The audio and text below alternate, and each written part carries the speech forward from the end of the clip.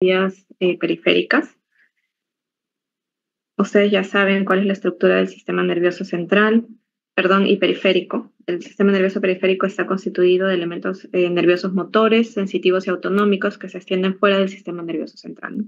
La neurona motora va a estar localizada en las células del asta anterior y cuyos axones van a formar las raíces nerviosas, algunos plexos y luego los nervios periféricos. Estos se van a comunicar con el músculo a nivel de la unión neuromuscular. Y las neuronas sensitivas, el cuerpo va a estar localizado en el ganglio de la raíz dorsal, que se ubican en la parte posterior, fuera de la foramina intervertebral, ¿no?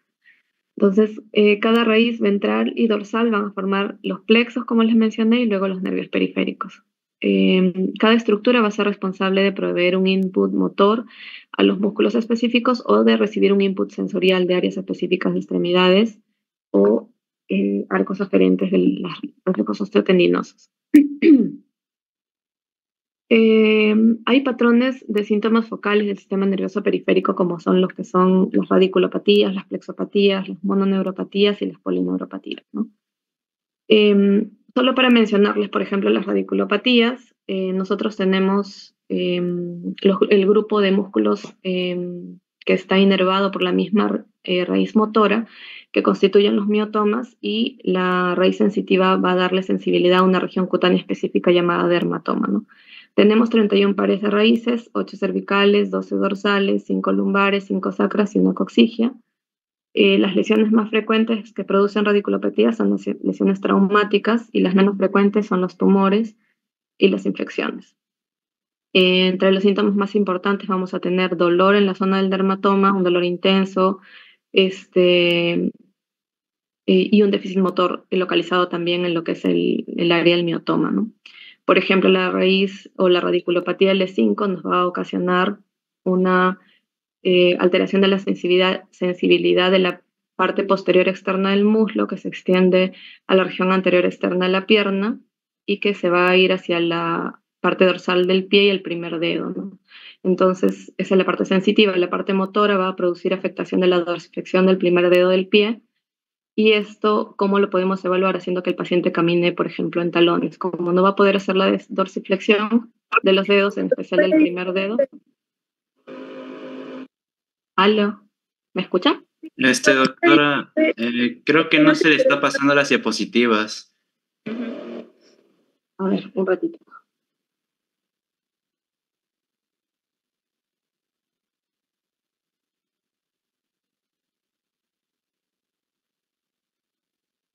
Mm, un minuto, por favor.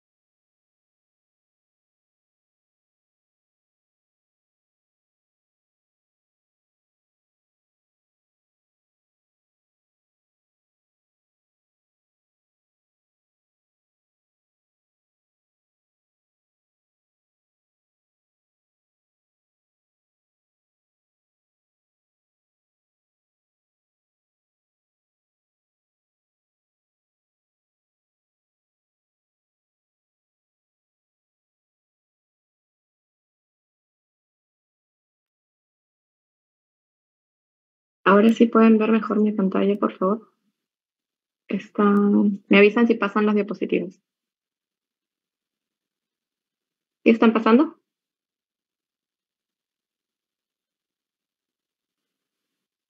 No. No, doctora. ¿Nada? Qué raro. O sea, no se desconecta. A ver, intente compartir y, o sea, cancelar la opción de compartir y así una y otra vez, hasta que le deje. Doctora, ¿usted está compartiendo en pantalla completa las PPTs? O sea, Sí. es que lo que vemos es, o sea, cuando no está completo, como si estuviera compartiendo am, el mismo A ver. PowerPoint sin presentación, o sea, sin modo de presentación. Mm.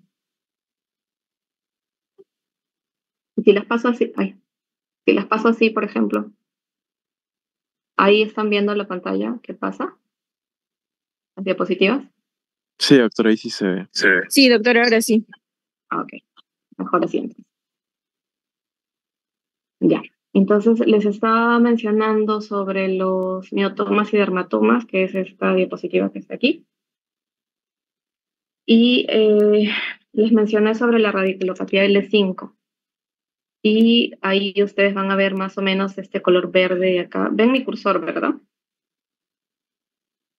Sí, doctora.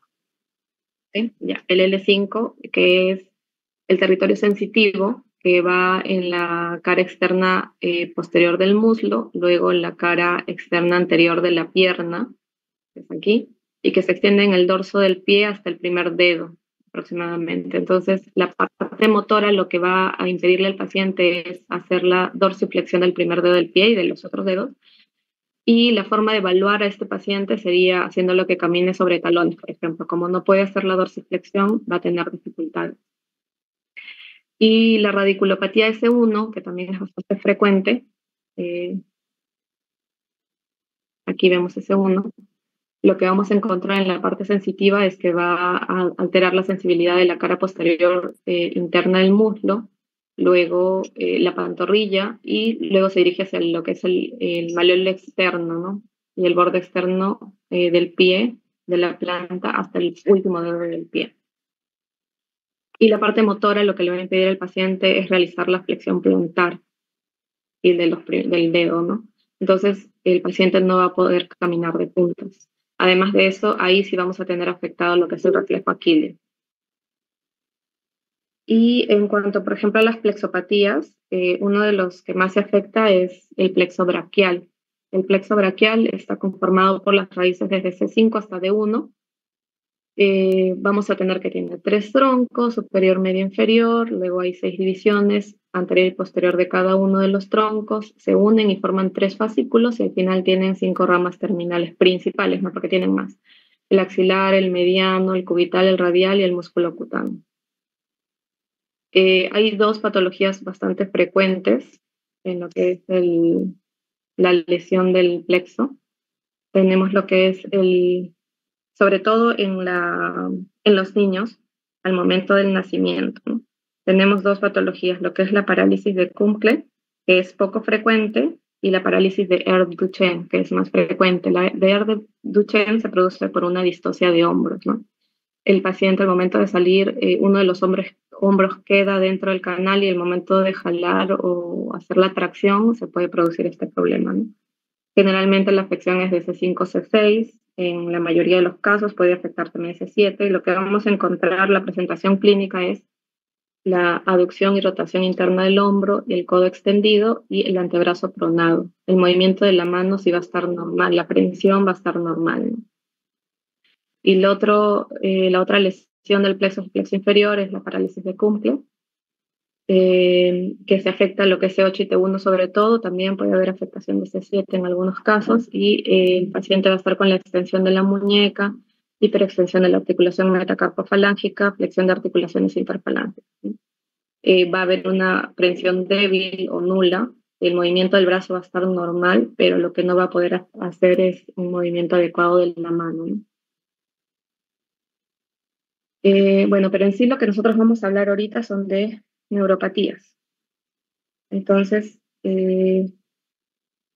vamos a ver que las neuropatías periféricas son un grupo de enfermedades que van a provocar un deterioro agudo, subagudo o crónico de los nervios que pertenecen al sistema nervioso periférico. Y en esta diapositiva lo que vamos a ver es una prevalencia de las categorías más comunes de las polineuropatías, donde vemos que casi un tercio de los pacientes va a presentar, con diagnóstico de neuropatías, va a presentar una polineuropatía diabética, un 14% polineuropatías tóxicas, 9% inmunomediadas, un 5% las hereditarias y asociadas a enfermedades sistémicas, 4% enfermedades metabólicas, 3% a deficiencia de vitamina B12 y un 2% asociado a fibras pequeñas, a neuropatía de fibras pequeñas idiopáticas, ¿no? Y vamos a ver que hay un 26% de pacientes que tenemos una polineuropatía axonal criptogénica, que no encontramos una causa correcta, ¿no? Pero teniendo este grupo de polineuropatías más frecuentes, tenemos que tratar de descartar al menos estas neuropatías, ¿no? En cuanto al diagnóstico, tenemos que basarnos en varias cosas. Una de las... para ver más o menos la prevalencia de polineuropatía, se han hecho estudios poblacionales en diferentes lugares. En algunos mencionan que hasta un 2 a 3% de la población en general puede tener un diagnóstico de polineuropatía. En mayores de 55 años la prevalencia va a aumentar a un 24%, a 8%, en mayores de 65 a 24%, pero en mayores de 80 ya son más del 30% de la población, ¿no?, que debe tener un diagnóstico o podría tener un diagnóstico de una polineuropatía. En cuanto al diagnóstico para la edad de inicio, tenemos que diferenciar los que son neuropatías hereditarias, que lo que vamos a ver es que provocan un retraso motor, torpeza en los deportes, caídas frecuentes o cambios y deformidades en el pie y los dedos, ¿no? Una de las principales enfermedades aquí tenemos lo que es el Charcot-Marie-Tooth, que la mayoría de las manifestaciones van a ser motoras distales. Son enfermedades lentamente progresivas, va a producir debilidad progresiva, atrofia muscular. Tiene síntomas sensitivos, pero no son tan marcados. Puede haber parestesia, sobre todo. Vamos a encontrar cambios estructurales como el pie cabo, los dedos en martillo, las piernas en botella de champán invertido o los tobillos finos. Y al examen podríamos también encontrar areflexia distal, bueno, paresis y atrofia distal, trastornos sensitivos distales, la marcha en stepage o imposibilidad para caminar en talones, dificultad si es que ya afecta también las manos, dificultad para abrocharse la camisa, el pantalón, para usar las llaves, para hacer movimientos finos con las manos, ¿no? La más frecuente es el tipo 1, que es una enfermedad autosómica dominante, de patrón desmielinizante en la electromiografía. No va a disminuir o acortar la esperanza de vida, pero sí no tiene una cura, ¿no? El tratamiento básicamente es soporte. Luego tenemos en cuanto a la evolución, que pueden ser agudas cuando tienen menos de 4 semanas de evolución, como por ejemplo el síndrome de Guillain-Barré. Si son subagudas, tienen entre 4 a 8 semanas, podríamos hablar de problemas nutricionales, tóxicos autoinmunes. Y si son crónicas, generalmente más de 8 semanas de evolución, aquí podríamos hablar de enfermedades metabólicas como la diabetes o el alcoholismo, síndromes paraneoplásicos, etc. Hay otras enfermedades que tienen solamente un episodio de presentación, pero hay otras que son recurrentes. Y aquí podríamos hablar de lo que es la polineuropatía desmielinizante inflamatoria crónica, que tiene síntomas similares al Guillain-Barré. En cuanto a la distribución, si es que son distales, sobre todo hablamos o pensamos en diabetes, hay también presentaciones proximales y distales, como por ejemplo el Guillain-Barré, que puede comenzar distal, pero puede hacerse proximal también. Las simétricas, que son un ejemplo claro, el Guillain-Barré o la polineuropatía desmielinizante inflamatoria crónica, la diabetes también, y asimétricas como las mononeuropatías múltiples, por ejemplo, ¿no? En cuanto al tipo de fibra comprometida, tenemos que pueden haber compromiso de fibras solo sensitivas, fibras motoras o mixtas, ¿no? En cuanto a los síntomas sensitivos, negativos tenemos las hipoestesias y los positivos tenemos parestesias, dolor neuropático que puede ser espontáneo, lancinante, quemante, como ardor, etc. Que están asociados también a la odinia o a hiperalgesia, ¿no? Y los síntomas motores negativos, que son la debilidad y la atrofia, y los positivos, que son las fasciculaciones, calambres o mioquines. Las fasciculaciones son descargas espontáneas de las unidades motoras que se observan como contracciones musculares aisladas, que se pueden ver a través de la piel. Los pacientes a veces vienen diciendo, siento que como si tuviera un gusano, algo que se me está moviendo, pero son solamente localizadas. En cambio, los calambres son contracciones sostenidas dolorosas del músculo que van a mejorar con estiramiento muscular y se producen por descargas repetitivas o involuntarias de las terminaciones nerviosas. Y las mioquimias, que son contracciones ondulantes, rítmicas de los músculos bien localizados, como por ejemplo hay pacientes que vienen al consultorio por movimientos en los párpados, párpado superior, por ejemplo, y piensan que van a tener una parálisis o algo, y las mioquimias en los párpados se asocian a problemas de sueño, estrés, ¿no? Ansiedad. En cuanto a lo que es el enfoque clínico, vamos a tener en cuanto al enfoque clínico, vamos a tener que hay tres tipos de presentación, lo que es las neuropatías o polineuropatías dependientes de longitud de fibras pequeñas y las no dependientes de longitud. En cuanto a las dependientes de longitud, se asocia sobre todo a compromisos de fibras nerviosas sensitivas largas. Los pacientes van a referir sensación de entumecimiento o pérdida de la sensibilidad, que al inicio no es, puede ser que ellos no tengan un problema sensitivo muy marcado, no es algo muy ligero que va a ir progresando lentamente, como por ejemplo las hereditarias, que son de compromiso progresivo y lento, ¿no? Los pacientes van a mencionar, por ejemplo, que tienen una sensación de hinchazón en los pies o en las piernas o que sienten que tienen las medias puestas y que les aprietan, ¿no?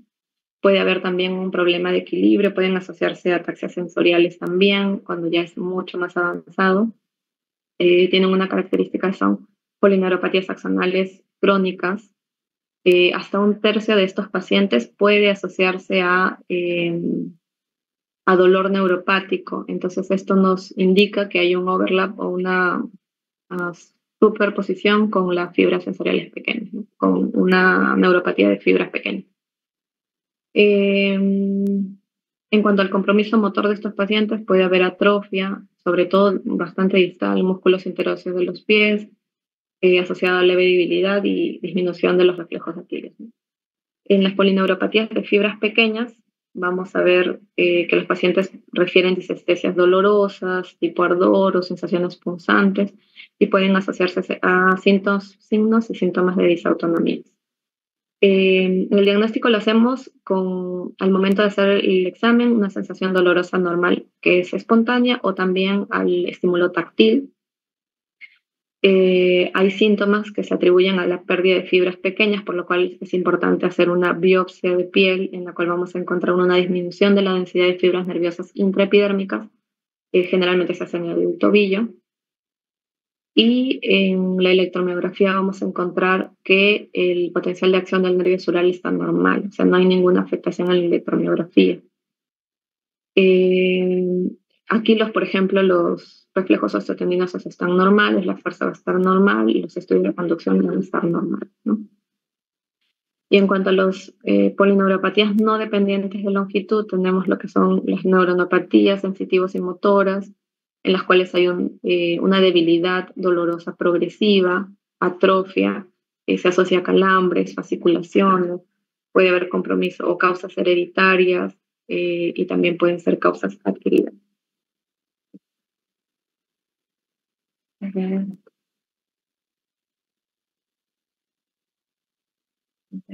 Aquí hay algunos de los ejemplos, perdón, ejemplos de polineuropatías dependientes de fibras largas. Vemos que hay diabetes, polineuropatías axonales, hay enfermedades metabólicas, tóxicas, etc. Un minutito, disculpe.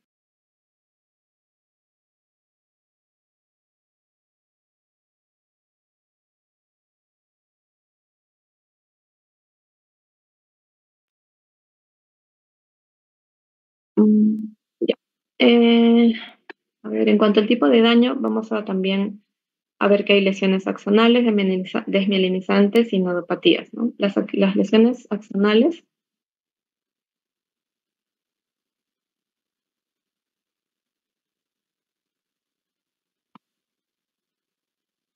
Las lesiones axonales, es importante que sepan que la viabilidad de los nervios periféricos va a depender de la capacidad metabólica de las células del asta anterior, del ganglio de la raíz dorsal y también del transporte axonal efectivo.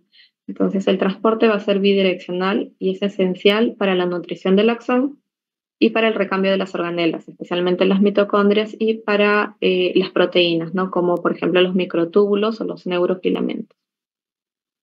El transporte anterógrado va a estar llevado a cabo desde el cuerpo hacia el axón y depende de la familia de las quinesinas, y el retrógrado del axón hacia el cuerpo y depende del complejo dineína-dinactina. Existen modelos animales que usan neurotoxinas y muestran una disrupción del transporte axonal de las proteínas, y esto ocasiona al final degeneración axonal distal. Esto nos ayuda a extrapolarlo a la fisiopatología de las neuropatías metabólicas dependientes de longitud y también a las tóxicas en humanos, ¿no? Este mismo patrón también es atribuible a mutaciones genéticas implicadas en la migración celular, del transporte también anterógrado y retrógrado, y del plegamiento de proteínas citoesqueléticas y organización de los filamentos, ¿no? Eso nos puede ayudar más o menos a entender cuáles son algunas de las fisiopatologías, ¿no?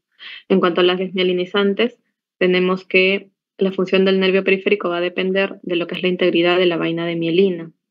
La mielina va a estar compactada a nivel del internodo y no compactada a nivel del paranodo, y va a estar ausente a nivel del nódulo de Ranvier, donde están más concentrados los canales iónicos, ¿no?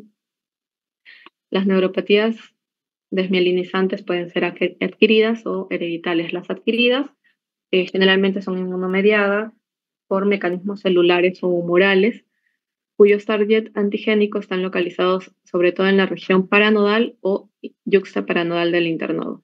Algunos autoanticuerpos van a demostrar correlación entre la localización predominante de su target antigénico y el patrón de neuropatía asociado. Entonces vamos a ver, por ejemplo, que que la ceramida que está de los gangliósidos va a diferir si son, o sea, va a ser diferente si son las neuronas motoras o las neuronas sensitivas. Y vamos a ver que los autoanticuerpos dirigidos contra los gangliósidos GM1, GD1A y GT1B afectan sobre todo a los nervios motores. Entonces, es más común que encontremos estos autoanticuerpos en neuropatías predominantemente motoras. Pero en cambio, los autoanticuerpos contra GD1B tienen su target en nervios sensitivos, y entonces vamos a encontrar que los síndromes de neuropatías atáxicas van a tener alto este tipo de autoanticuerpos. Y el autoanticuerpo GQ1B, que se encuentra en el síndrome de Miller-Fisher, está concentrado en los paranodos de los nervios craneales tercero, cuarto y sexto, y esto produce un bloqueo de conducción y representa un ejemplo importante para este tipo de enfermedad de nervio periférico ligada a autoanticuerpos, ¿no? Las hereditarias, que se asocia con genes que codifican proteínas de mielinas estructurales, ¿no? Aquí vamos a ver algunas de las enfermedades desmielinizantes, como el Charcot-Marie-Tooth, tipo 1, 3, 4, porque el 2 es axonal. Algunas otras enfermedades, Leutrophase metacromática, el síndrome de Cockayne y otras, por ejemplo, la neuropatía motora multifocal o las neuropatías simétricas distales adquiridas, o las que son asociadas a toxinas por arsénico, difteria, miodrona, etc.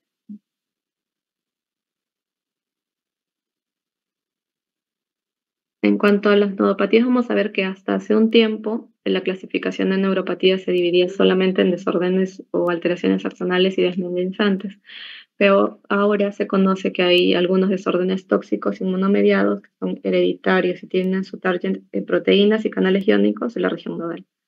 Un ejemplo bastante importante es una variante del síndrome de Guillain-Barré, que es la neuropatía axonal motor aguda, cuya característica es una rápida disminución de la amplitud del potencial de acción muscular compuesta en la electromiografía, lo que sugiere una lesión axonal motora severa, pero tienen una rápida resolución de los síntomas y la clínica del paciente, y también de los cambios que se producen en la electromiografía, en la conducción, lo cual no es compatible con una recuperación esperada para el mecanismo de daño que tendría el paciente, ¿no? Generalmente cuando hay lesiones axonales severas, el daño motor que tiene el paciente es bastante marcado y la recuperación puede ser bastante prolongada si es que se da, o pueden quedar con muchas secuelas.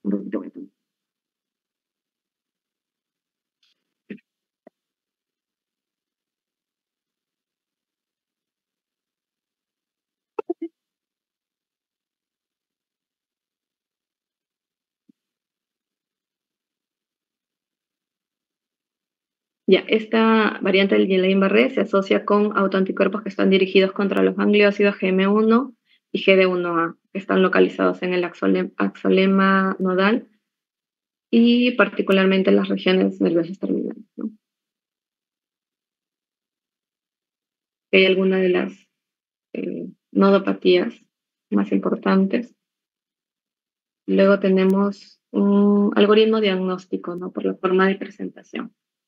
Tenemos, por ejemplo, las mononeuropatías, que son las que van a afectar a un nervio periférico único. Pueden ser compresivas, como por ejemplo el síndrome de túnel del carpo, que es la mononeuropatía compresiva más común. Se va a presentar en aproximadamente el 5% de la población, sobre todo en mujeres, 4:1. Es generalmente bilateral, pero puede ser asimétrico. Los pacientes van a presentar parestesias en las manos, en los dedos. Posteriormente pueden llegar a presentar debilidad y dolor en esa zona. Al momento de hacer el examen podemos hacer el signo del Tinel, que es golpear o percutir con el martillo la cara anterior del carpo, y vamos a ver que el paciente presenta sensaciones de corriente o parestesias en el territorio del mediano, o también el signo de Fallen, que es la flexión de las manos, del dorso de las manos hacia abajo, flexión forzada, y también vamos a encontrar los mismos síntomas, ¿no? Es una enfermedad que se produce por un engrosamiento del ligamento transverso del carpo, lo cual produce compresión del nervio mediano. Es una enfermedad ocupacional, generalmente en pacientes que utilizan o hacen muchos trabajos manuales, cocineras, secretarias, personas de limpieza. También se asocia a embarazo, a hipotiroidismo, ¿no? En cuanto a la neuropatía cubital, por ejemplo, se puede producir en el codo o en el canal de Gullón o en la muñeca también. Generalmente es más frecuente en varones, en mayores de 50 años, también relacionada a actividades laborales, conducción de vehículos, bicicletas, o también por fracturas distales del hombro, ¿no? Produce la mano en garra.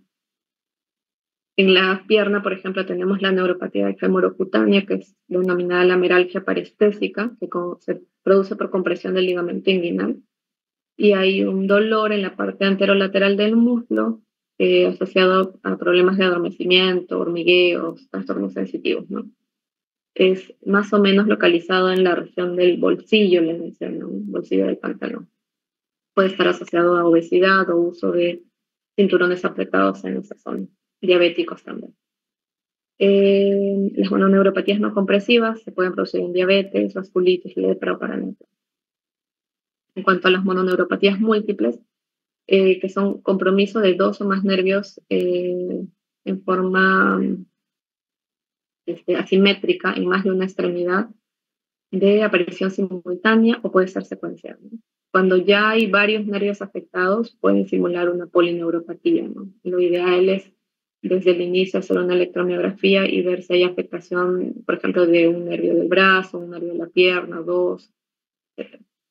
La causa más frecuente es la vasculitis primaria, por ejemplo, la poliarteritis nodosa, enfermedad de Sjögren-Strauss, la poliangiitis necroscópica, o también secundaria a otras enfermedades reumatológicas, como por ejemplo el lupus, la artritis reumatoidea, Sjögren. Más también tenemos aquí la neuropatía tomaculosa, que es una neuropatía hereditaria sensible a la parálisis por presión. Aquí vamos a encontrar, es una enfermedad autosómica dominante, una alteración en el cromosoma 17, que causa neuropatías recurrentes relacionadas a compresiones o traumas mínimos. En cuanto a las polineuropatías, tenemos sensitivas, las de compromiso de fibras finas, autonómicas y sensitiva motora simétrica. Las neuropatías sensitivas, una de las más frecuentes son las paraneoplásicas, que son complicaciones metastásicas del cáncer de origen autoinmune debido a anticuerpos contra estructuras nerviosas por expresión de proteínas neuronales del tumor. En ocasiones pueden ser la forma de presentación del cáncer y generalmente van a presentar neuropatías sensitivas y también neuropatías autonómicas, ¿no? Los síntomas que producen, lo que vamos a ver es que hay un daño de los cuerpos neuronales en los ganglios de las raíces dorsales. La forma de presentación va a ser subaguda, asimétrica generalmente, pueden cursar con ataxia, alteraciones de la propiocepción los pacientes. ¿Y cómo hacemos el diagnóstico? Con anticuerpos anti-HU en sangre y en líquido cefalorraquídeo. También hay otras como el Sjögren, la deficiencia, el uso de cisplatino. Las neuropatías con compromiso de fibras finas, ya hemos hablado un poquito de eso. Tenemos que diferenciarlas en adquiridas y hereditarias. Las adquiridas tenemos, por ejemplo, diabetes, VIH, lepra, las tóxicas, que pueden comenzar en semanas o meses, o sea, subagudas o crónicas. Después de iniciarse, generalmente alcanzan el pico, cuando nosotros tenemos ya varias semanas de uso de medicamento o del tóxico y luego desaparece al retirarlo, puede ser completa o parcialmente reversible. Por ejemplo, el uso de quimioterápicos van a producir dolor, pueden también producir trastornos autonómicos y deficiencias sensitivas y motoras. Hasta un 70% de los pacientes que reciben quimioterapia pueden presentar neuropatía con compromiso de fibras finas. La vincristina, el doxepacel, cisplatino, talidomida son algunos de los medicamentos que pueden producir esto, ¿no? Entre otros medicamentos que producen neuropatía de fibras finas sensitivo nada más, tenemos la amiodarona, las estatinas que usamos nosotros bastante, la isodiazida, que se puede prevenir por el uso de vitamina B6, por eso es que siempre se les da a los pacientes que reciben tuberculostáticos, el metronidazol, cloranfenicol, nitrofurantoína, antirretrovirales, levodopa, que también los pacientes con enfermedad de Parkinson suelen tener neuropatías por la misma enfermedad, por el avance de la enfermedad, pero también por el uso de la levodopa, fenitoína también. Y intoxicación con algunos metales, ¿no? Como el plomo, el mercurio. En cuanto al VIH, hasta un 20% de los pacientes con diagnóstico de VIH hacen neuropatías de fibra fina. Un momento.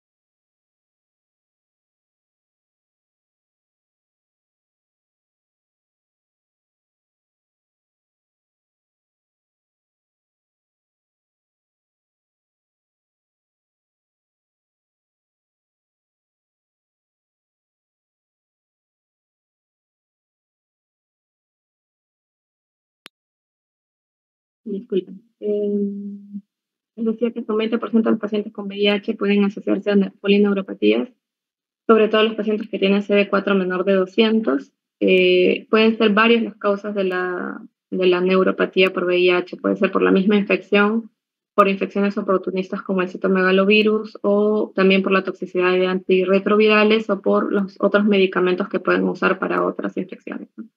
Generalmente las polineuropatías son de presentación simétrica distal, similares al Guillain-Barré o mononeuritis múltiple. Por ejemplo, hay varios tipos de presentación. En cuanto a las...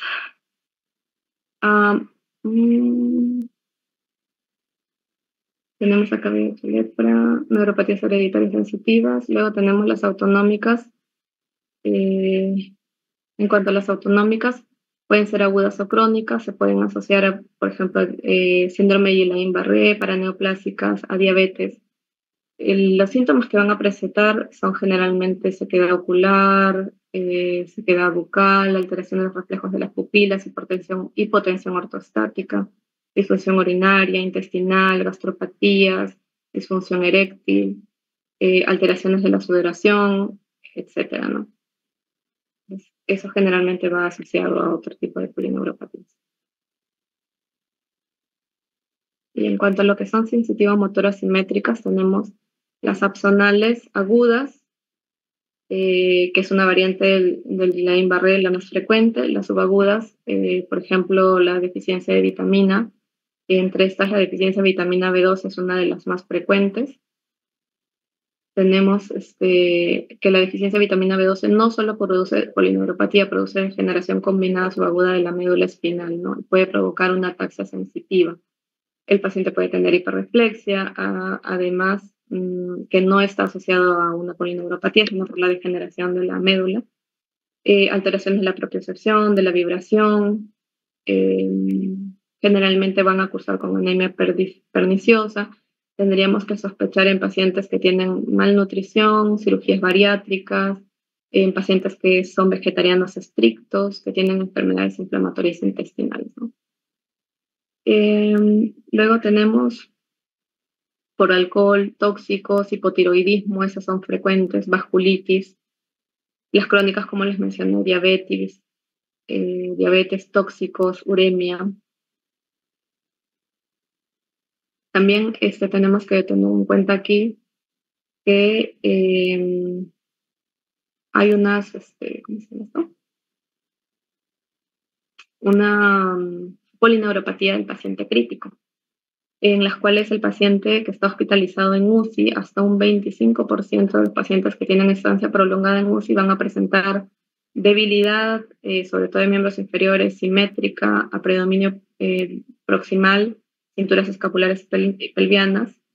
Pueden tener problemas o dificultad del destete del ventilador por una alteración de los músculos respiratorios.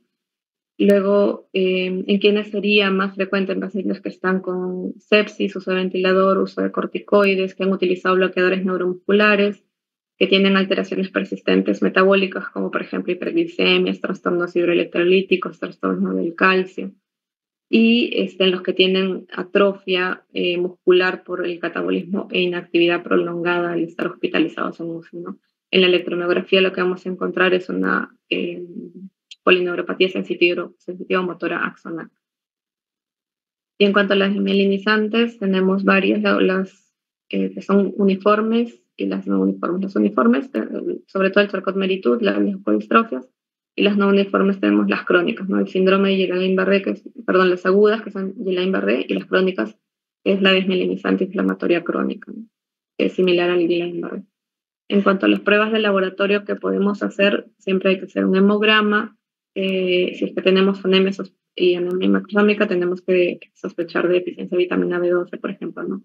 Glucosa y tolerancia a la glucosa a las 2 horas, hemoglobina glicosilada para descartar diabetes, urea y creatinina, perfil hepático, perfil tiroideo, porque el hipotiroidismo se asocia bastante a polineuropatías, deficiencia de vitamina B12, y aquí el ácido metilmalónico, si es que la vitamina B12 sale normal o ligeramente, o sea, cerca del límite inferior, tendríamos que hacer el ácido metilmalónico si seguimos sospechando en una deficiencia de vitamina B12. Porque los pacientes ahora a veces se colocan ampollas de vez en cuando o están tomando vitamina B12, entonces en algún momento podríamos encontrarlos normal, ¿no? El ácido metilmalónico, si está aumentado, significa que sí hay deficiencia de vitamina B. Y el líquido cefalorraquídeo solo en algunos casos especiales como el Guillain-Barré o la polineuropatía desmielinizante inflamatoria crónica, ¿no? Podríamos hacer pruebas de autoanticuerpos, como por ejemplo en la neuropatía axonal motor aguda, que es la variante del Guillain-Barré. Podríamos pedir el GM1, GB1A, GB3, una sensibilidad hasta 50%. En el síndrome de Miller-Fisher, el GQ1A, el 85% de sensibilidad. En el síndrome de POEMS, las proteínas de cadena ligera lambda, el 85% de sensibilidad. En las neuropatías sensoriales paraneoplásicas, vamos a encontrar el anticuerpo anti-HU en sangre y en líquido cefalorraquídeo, aproximadamente 60% de sensibilidad. En lo que es las neuropatías asociadas a vasculitis, podríamos solicitar el ANCA y otros tipos de pruebas similares para enfermedades reumatológicas. En realidad mencionan aquí que, por ejemplo, la granulomatosis con poliangiitis, el ANCA tiene una sensibilidad del 90% y en la poliangiitis microscópica del 60-80%. En cuanto a las pruebas histológicas, podemos hacer o biopsia de nervio periférico o biopsia de piel, pero tenemos que considerar la enfermedad porque tendríamos que sacrificar, por ejemplo, para la biopsia de nervio, sacrificio de fibras nerviosas sensoriales porque se hace una biopsia a veces del nervio sural o de algún nervio radial, por ejemplo, superficial, ¿no? Y que esto puede ocasionar al paciente dolor crónico o disestesia, ¿no? Y la biopsia de piel para evaluar la densidad de las fibras nerviosas intradérmicas, ¿no? Ya les he mencionado, para, por ejemplo, neuropatía de fibra fina, se puede hacer una biopsia de piel. Y dependiendo de qué enfermedad querramos encontrar o estemos sospechando, podríamos hacer una biopsia de nervio periférico. En cuanto a lo que es la neuropatía diabética, vamos a ver que 8% de los pacientes al inicio del diagnóstico pueden tener ya signos de neuropatía, el 60% a los 25 años, y de estos todos los pacientes que tienen polineuropatía diabética, hasta un 10 a 25% va a tener una variante dolorosa, ¿no?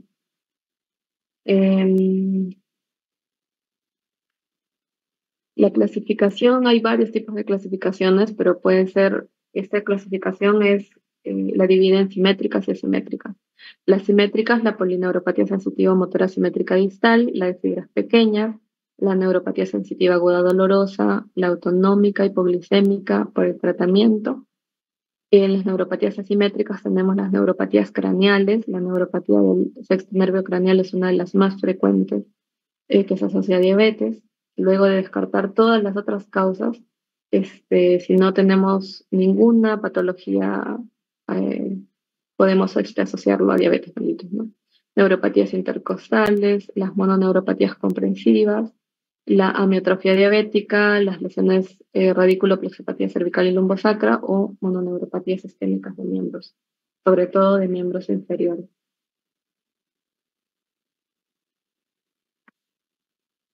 Acá hay otro tipo de clasificación, ya no lo dividen como el anterior que era simétrica y asimétrica, sino ponen todas las neuropatías asociadas a diabetes, ¿no?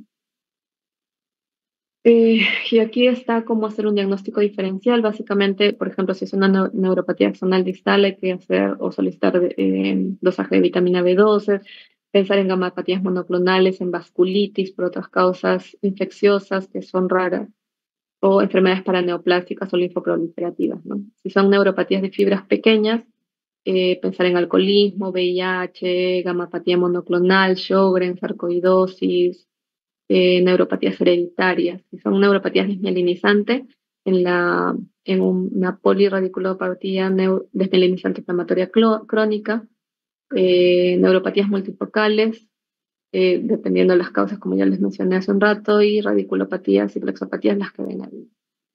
Siempre en neoplásicos y paraneoplásicos, porque los pacientes que vienen con diagnóstico de diabetes mellitus son pacientes adultos mayores generalmente, ¿no? vamos a ver que hasta un 25% de estos pacientes con polineuropatía sensitiva simétrica distal, sensitivo-motora simétrica distal, van a tener una progresión lentamente progresiva, predominio sensitivo, pero menos frecuente es la afectación motora. Hasta un 25% van a presentar una neuropatía dolorosa que afectan las fibras tanto finas como fibras gruesas. Se va a asociar a pacientes que tienen ya compromiso de riñón y retinopatía. Y lo que vamos a encontrar en los pacientes es que hay una disminución de la percepción distal, sobre todo en miembros inferiores, dolor también, cambios vasomotores, como palidez, enrojecimiento, cianosis o un cambio de coloración, como una coloración oscura en esa zona, ¿no? Está asociado a veces los pacientes presentan alodine. Luego tenemos que en la diabetes puede haber neuropatías autonómicas que se pueden presentar más frecuentemente pacientes con diabetes mellitus tipo 1. Hasta un 75% de los pacientes mencionan que pueden presentar este tipo de neuropatías autonómicas, pero también un 10 a 20% de neuropatías, de pacientes con diagnóstico de diabetes mellitus tipo 2. La neuropatía por hipoglicemia, vamos a ver que hay episodios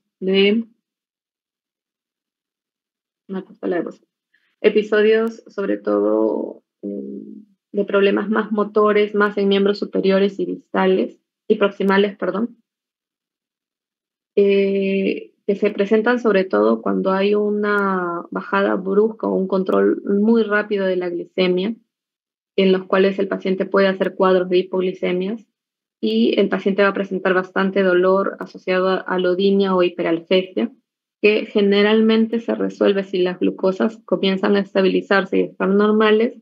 En el lapso de aproximadamente un año podría estarse estabilizando, ¿no?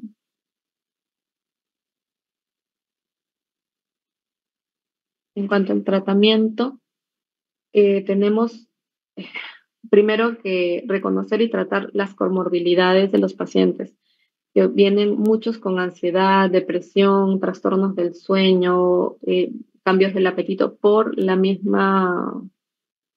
mismo problema, a veces sensitivo severo o que noten alguna debilidad, ¿no? Y esto va a tener un gran impacto en la calidad de vida de los pacientes. Vamos a tener varios medicamentos que podríamos usar. Podríamos usar, por ejemplo, antidepresivos tricíclicos. Tienen un efecto dual en la inhibición de la recaptación de la norepinefrina en la sinapsis dorsal espinal y activación secundaria sobre los canales de sodio. Nortriptilina no he usado, no tenemos en el país, la mitriptilina sí. Generalmente está indicado para dolor neuropático, en polineuropatías diabéticas dolorosas, en neuralgia posherpética, dolor neuropático central. Y también, como es un antidepresivo tricíclico, también mejora la parte emocional, ¿no? Los pacientes que tienen depresión o ansiedad pueden mejorar con este tipo de medicamentos. El medicamento viene de 25 miligramos. Generalmente lo uso yo en las noches. Empezamos particularmente con la mitad de la dosis, porque como los pacientes generalmente son mayores, pueden tener algunos efectos secundarios, ¿no? Como sedación, o sea, más sueño, mareos, problemas de retención urinaria, problemas visuales o anormalidades cardíacas. Entonces hay que tener bastante cuidado. Se puede ir subiendo de 12.5 miligramos a 25. Lo máximo que yo he usado es 75 y lo tengo que usar más o menos entre 6 a 8 semanas para poder ver su eficacia en el paciente. Y dentro de las últimas 2 semanas a la dosis que yo considero con la que la voy a dejar a ese paciente. Por ejemplo, si empiezo con 12.5, yo no le puedo decir a las 3 semanas que ya no le ha funcionado a ese paciente. O si estoy ya en 25 y pasó una semana más y le digo, no, hay que cambiarlo, no, hay que esperar. Todos los medicamentos tienen un tiempo en el cual van a hacer efecto. No podemos cambiarles o agregarles otros medicamentos muy rápido porque aumentamos los efectos secundarios en los pacientes, ¿no? Luego tenemos otros medicamentos como los inhibidores de la recaptación de serotonina y norepinefrina.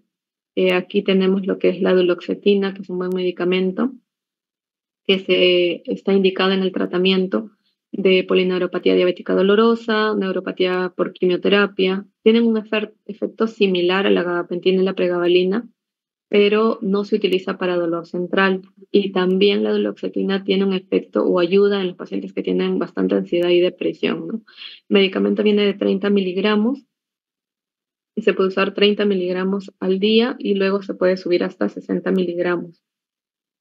El efecto vamos a tener que esperar hasta 4 semanas para ver el efecto adecuado. Se puede asociar a náuseas y cambios de la presión arterial, sobre todo náuseas, ¿no? Y molestias digestivas los primeros días. La venlafaxina no lo he usado nunca, no tenemos en el hospital, duloxetina tampoco, pero es un poco más accesible por el precio para los pacientes. En cuanto a los ligandos de los canales de calcio, alfa 2. Tenemos la gabapentina y la pregabalina que sí tenemos en el hospital. La gabapentina viene de 300 miligramos, en el Perú hay de 300, 400 y de 600. Comenzamos con 300 miligramos 2 a 3 veces al día y vamos titulando, ¿no? Se dice que la dosis máxima es hasta 3.600 miligramos por día. Yo no he llegado a usar tanto, he llegado a usar 2 tabletas cada 8 horas. Tenemos que esperar más o menos entre 5 a 10 semanas para ver un efecto adecuado, en las cuales las últimas 2 semanas sean con la dosis máxima que yo voy a usar al paciente. Puede producirle sedación, mareos, a veces en los pacientes ganancia de peso, sobre todo la sedación, les da mucho sueño a los pacientes. No a todos, pero a los pacientes adultos mayores suele darles más sueño, ¿no? Entonces, a veces por eso no lo toman adecuadamente. Como tiene excreción renal, es mejor tener cuidado en los pacientes que tienen insuficiencia renal. La pregabalina, la gabapentina está indicada en neuropatía posherpética, polineuropatía diabética dolorosa, síndrome de miembro fantasma también y en lesiones medulares. Y la pregabalina en polineuropatía diabética dolorosa, neuralgia posherpética, lesiones medulares y centrales, ¿no? Tienen un efecto parecido. La pregabalina en muchos pacientes tiene tiene un mejor efecto, tiene una mejor acción. Los medicamentos vienen aquí en el Perú de 75 a 150. Había un laboratorio que había traído de 25 miligramos que se utilizaba en algunos pacientes adultos mayores que tenían problemas con este medicamento, ¿no? Entonces se comienza con 75 miligramos 2 a 3 veces al día, igual y se va dosando la dosis, ¿no? Se va aumentando la dosis. Tenemos que esperar al menos 4 semanas para poder hacer el cambio, pero ya más o menos a la tercera semana nosotros ya vamos viendo qué tal le ha ido al paciente. No tiene casi los mismos efectos secundarios que la gabapentina y he tenido algunos pacientes, un par de pacientes en varios años que han tenido problemas visuales con la pregabalina, así que hay que tener cuidado con eso. Luego tenemos la lidocaína en parches, viene al 5%, es para dolores localizados, como por ejemplo una neuralgia posherpética, si está bien localizado, tiene efectos sobre todo en la alodinia, es un antagonista de los canales de sodio, de calcio y produce disminución de las descargas ectópicas espontáneas de los nervios, ¿no? A veces en algunos radiculopatías, donde el dolor está más localizado a nivel del glúteo, por ejemplo en el muslo, podríamos también utilizarlo. Se utiliza 12 horas el parche y 12 horas se retira. Es un parche cada día.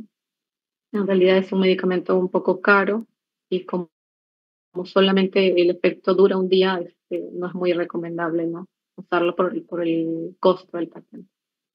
Y tenemos otros medicamentos como la capsaicina tópica, que es el extracto del pimiento, que también hay en parches, y hay en crema al 0.075%. Su mecanismo de acción no está bien conocido, pero ocasiona desensibilización de los axones sensitivos y de inervación epidural. Se usa sobre todo en neuralgias posherpéticas, en neuropatías por VIH. Se puede colocar 4 o 5 veces al día la crema, en máximo de 4 o 6 semanas. Generalmente el alivio del dolor se va a ver entre la primera y segunda semana. Estos son los medicamentos que están indicados para cada tipo de dolor neuropático, neuropatía diabética dolorosa, por ejemplo, penicilina, duloxetina, gabapentina, la mitriptilina, y hay medicamentos de segunda línea, ¿no? Igual analgésicos herpéticas, centrales, otros tipos. Ustedes creo que tienen una clase de Guillain-Barré, entonces creo que está ahí nomás. No sé si tienen alguna consulta.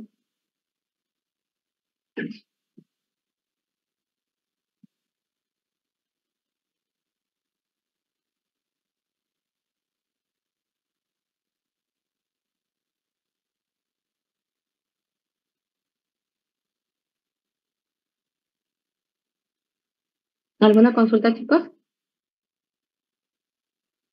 No, doctora, no tengo dudas, no sé qué puede preguntar. Ok, chicos, muchas gracias. Eso sería todo entonces.